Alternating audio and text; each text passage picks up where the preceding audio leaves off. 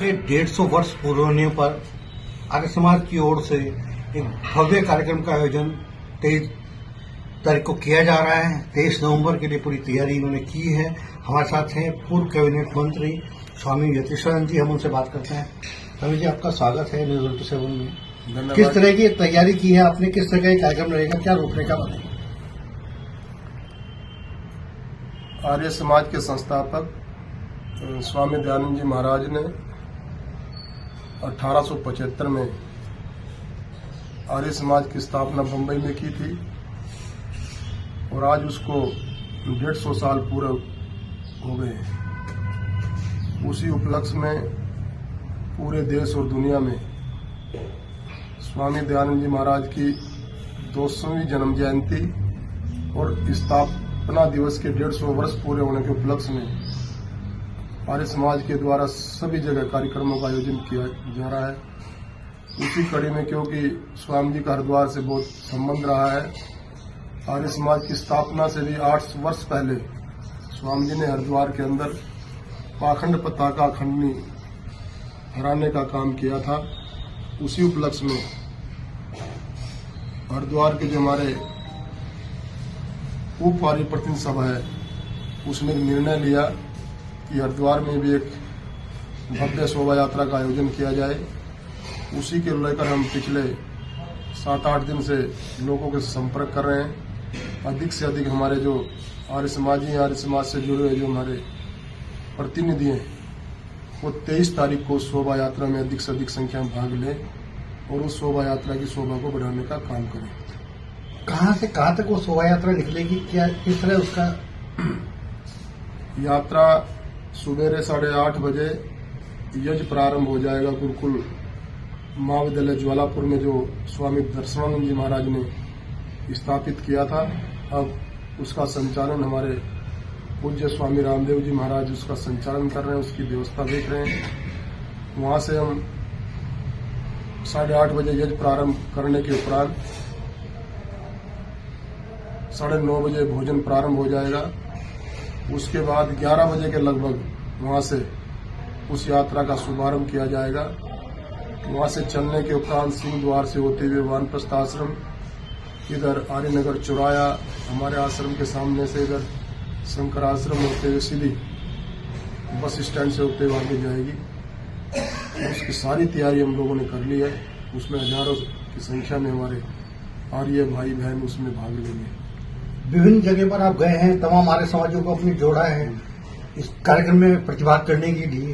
कितनी समाज में इस समय जरूरत है, जब समय समाज में कालने भी घूम रहे हैं? देखिए, हरिद्वार जनपद के अंदर एक समय में आर्य समाज का बहुत प्रभाव रहा है, क्योंकि ये स्वामी श्रद्धानंद जी की भी कर्मस्थली रही है हरिद्वार। गुरुकुल कांगड़ की स्थापना 1901 में स्वामी जी ने हरिद्वार में की थी।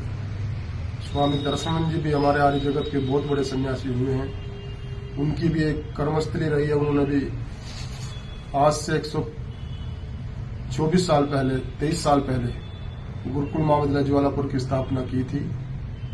आर्य समाज की शिक्षण संस्थाएं पुरानी हरिद्वार में बड़ी संख्या में हैं और इसीलिए हरिद्वार के साथ साथ लगभग 150 गांव से भी ज्यादा में आर्य समाज का गठन है। आर्य समाज के कार्यक्रम होते हैं, आर्य समाज से जुड़े हुए हमारे आर्यजन रहते हैं, उन्हीं से मिलने का कार्यक्रम हमने बनाया था। उनका बड़ा समर्थन इस यात्रा में मिल रहा है और आर्य समाज का तो काम ही आंदोलन रहा है। आर्य समाज का दूसरा नाम था आंदोलन, बुराइयों के खिलाफ खड़ा होना। जब स्वामी दयानंद जी महाराज ने आर्य समाज की स्थापना की, 150 वर्ष पूरे, इतनी कुरीतियां, इतनी कुप्रथाएं थी हमारे देश के अंदर। बाल विवाह, सती प्रथा, छुआछूत, महिलाएं यज्ञ नहीं कर सकती थी, वेद नहीं पढ़ सकती थी, विधवा विवाह नहीं होते थे, क्यों जी? तो तमाम प्रकार की कुप्रथाएं थी। आज लगभग वो सारी कुप्रथाएं समाप्त हो चुकी है, लेकिन आज एक चुनौती आ गई। जो हमारा युवा है वो शिक्षित तो है, लेकिन कहीं न कहीं ये कि हमारी नैतिक शिक्षा होनी चाहिए।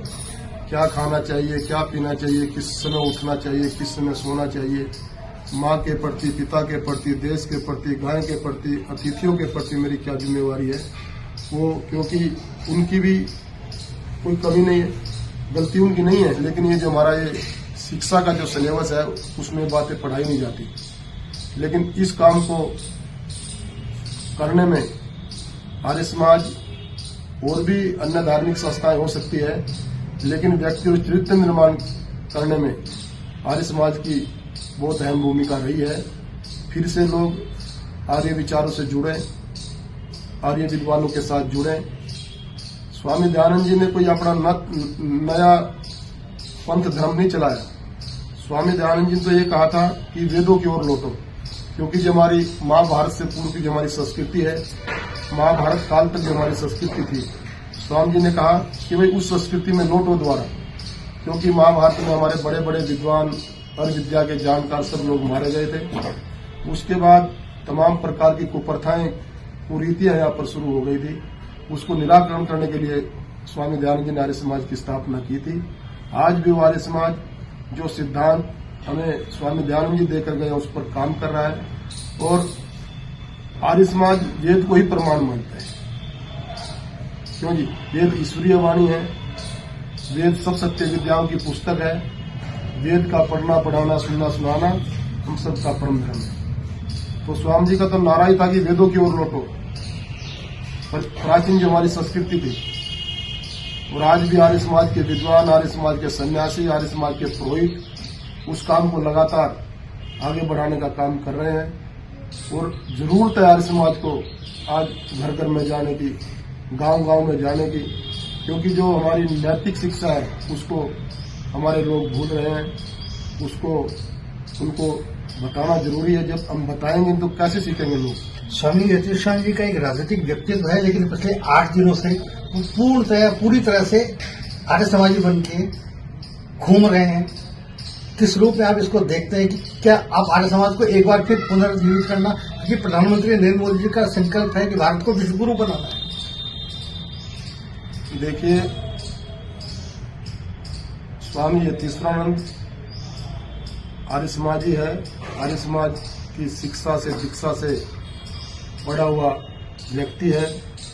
इसीलिए मैं चाहता हूं कि आर्य समाज के सिद्धांतों से, आर्य समाज की विचारधारा से युवा पीढ़ी जुड़े।